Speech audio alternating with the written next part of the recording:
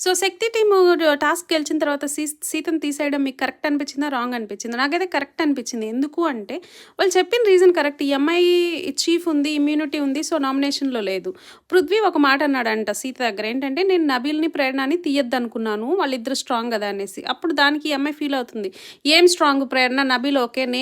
ప్రేరణ ఎందుకు స్ట్రాంగ్? వీళ్ళంతా favouritism బయటంతా pre determine అయ్యి వచ్చారు అంటుంది. కానీ అది రాంగ్, నేను ఒప్పుకోను. ఎందుకంటే ఆ ఎగ్స్ టాస్క్ జరిగినప్పుడు పృథ్వీతో ప్రేరణ చాలా ఫైట్ చేసింది.